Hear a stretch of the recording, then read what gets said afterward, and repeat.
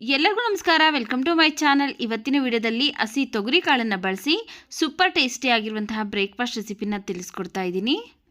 First ಒಂದು mix ಜಾರ್ಗೆ ನಾನಿಲ್ಲಿ ಒಂದು 5ರಿಂದ 6 ಹಸಿಮೆಣಸಿನಕಾಯಿ, 1 ಗಡ್ಡೆ ಬೆಳ್ಳುಳ್ಳಿನ ಸಿಪ್ಪೆ ತೆಗೆದು ಹಾಕ್ಕೊಳ್ತಾ ಇದ್ದೀನಿ. ಹಾಗೆಯೇ ಒಂದು 3 ಸ್ಪೂನ್ ಆಗೋಷ್ಟು ಹಸಿ ಕೊಬ್ಬರಿ, 1 ಇಂಚು ಹಸಿ ಶುಂಠಿನ ಕಟ್ ಮಾಡಿ ಸೇರಿಸ್ತಾ ಇದ್ದೀನಿ.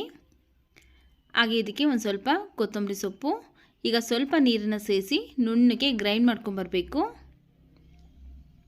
ನೋಡಿ, ಈ ರೀತಿಯಾಗಿ ನುಣ್ಣಗೆ ಗ್ರೈಂಡ್ ಮಾಡ್ಕೊಂಡಿದ್ದೀನಿ. ಈಗ ಇದು ರೆಡಿ ಆಗಿದೆ. ಇದನ್ನು ಸೈಡ್ಗೆ ಇಟ್ಟು ನಾವು ಸ್ಟವ್ ಮೇಲೆ ಒಂದು ಕುಕ್ಕರ್ ಬಿಸಿಗಿಟ್ಟು ಅದಕ್ಕೆ ನಾನು 2ರಿಂದ 3 ಸ್ಪೂನ್ ಆಗೋಷ್ಟು ಎಣ್ಣೆ, ಹಾಗೆಯೇ ಒಂದು ಬಿರಿಯಾನಿ ಎಲೆ, ಒಂದು ಅನಾನಸುವ, 2 ಚಕ್ಕೆ, 2 ಏಲಕ್ಕಿ, ಒಂದು 4 ಪೀಸ್ ಲವಂಗ, ಒಂದು ಸ್ವಲ್ಪ ಜಾಪತ್ರೆ ಹಾಕ್ಕೊಂಡು ಒಂದು 30 ಸೆಕೆಂಡ್ ಫ್ರೈ ಮಾಡ್ಕೊಂಡ ನಂತರ ಈಗ ಇದಕ್ಕೆ ನಾನು 2 ಈರುಳ್ಳಿನ ಕಟ್ ಮಾಡಿ ಸೇರಿಸಿ, ಈರುಳ್ಳಿ ಎಲ್ಲ ಚೆನ್ನಾಗಿ ಈಗ ಎಣ್ಣೆಯಲ್ಲೇ ಫ್ರೈ ಆಗಬೇಕು. ಆ ರೀತಿಯಾಗಿ ಫ್ರೈ ಮಾಡ್ಕೊಳ್ತಾ ಇದ್ದೀನಿ.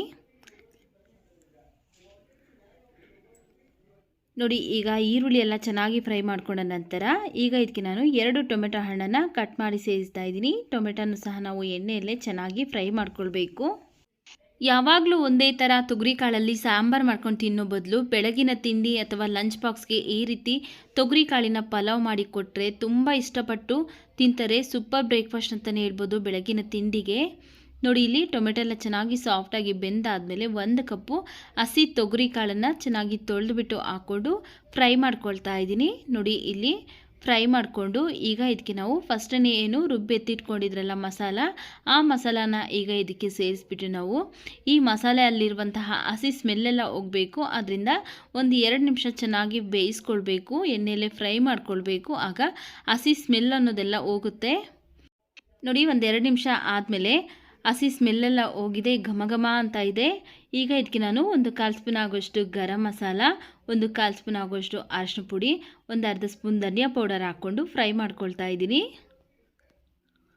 ನೋಡಿ, ಇವಿಷ್ಟು ಹಾಕಿ ಚೆನ್ನಾಗಿ ಒಂದ್ಸರಿ ಮಿಕ್ಸ್ ಮಾಡಿಕೊಂಡು ಈಗ ಇದಕ್ಕೆ ನಾನು 2 ಗ್ಲಾಸ್ ನೀರನ್ನು ಸೇರಿಸ್ತಾ ಇದ್ದೀನಿ. ನಾನಿಲ್ಲಿ 1 ಗ್ಲಾಸ್ ಅಳತೆಗೆ ಅಕ್ಕಿ ತೊಗೊಂಡಿರೋದ್ರಿಂದ 2 ಗ್ಲಾಸ್ ನೀರನ್ನು ಹಾಕ್ಕೊಂಡು ಚೆನ್ನಾಗಿ ಒಂದ್ಸರಿ ಮಿಕ್ಸ್ ಮಾಡ್ಕೊಳ್ತಾ ಇದ್ದೀನಿ.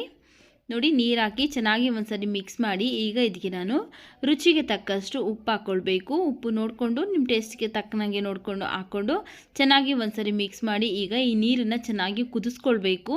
ನಾವು ಈ ರೀತಿ ಕುದಿಯೋ ಟೈಮಲ್ಲಿ ಅಕ್ಕಿ ಹಾಕೋದ್ರಿಂದ ಎಲ್ಲ ಅನ್ನಕ್ಕೂ ಸಹ ಚೆನ್ನಾಗಿ ಮಸಾಲೆ ಹಿಡಿಯುತ್ತೆ. ಉಪ್ಪು, ಹುಳಿ, ಖಾರ ಎಲ್ಲವೂ ಸಹ ಪರ್ಫೆಕ್ಟ್ ಆಗಿರುತ್ತೆ. ಅನ್ನನೂ ಸಹ ಉದ್ರುದ್ರಾಗಿ ಇರುತ್ತೆ. ನೋಡಿ, ಈಗ ನೀರೆಲ್ಲ ಚೆನ್ನಾಗಿ ಕುದೀತಾ ಇದೆ. ಈಗ 1 ಗ್ಲಾಸ್ ಅಕ್ಕಿನ ಫಸ್ಟೇ ನೆನೆಸಿ ಎತ್ತಿಟ್ಕೊಂಡಿದ್ದೆ. ಆ ನೆನೆಸಿರುವಂತಹ ಅಕ್ಕಿನ ಈಗ ಇದಕ್ಕೆ ಹಾಕ್ಕೊಂಡಿದ್ದೀನಿ.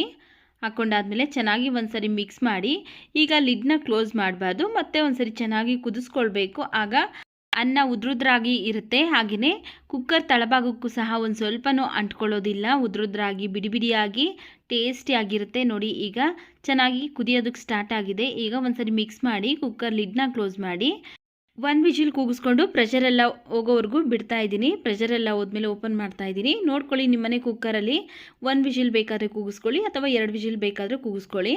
ನಾನಿಲ್ಲಿ 1 ವಿಜಿಲ್ಗೆ ನೋಡಿ ಅನ್ನ ಪರ್ಫೆಕ್ಟಾಗಿ ರೆಡಿಯಾಗಿದೆ. ಮಸಾಲೆನೂ ಸಹ ಮೇಲೆ ಬಂದು ಕೂತಿಲ್ಲ, ಒಳಗಡೆ ಅನ್ನಕ್ಕೂ ಸಹ ಕರೆಕ್ಟಾಗಿ ಇಟ್ಕೊಂಡಿದೆ.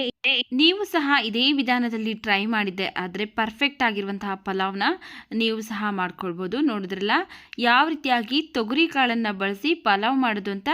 ವಿಡಿಯೋ ಇಷ್ಟ ಆಗಿದ್ರೆ ವಿಡಿಯೋಗೊಂದು ಲೈಕ್ ಮಾಡಿ, ವಿಡಿಯೋವನ್ನು ಶೇರ್ ಮಾಡಿ, ನಮ್ಮ ಚಾನಲ್ಗೆ ಸಬ್ಸ್ಕ್ರೈಬ್ ಮಾಡಿ ಸಪೋರ್ಟ್ ಮಾಡಿ.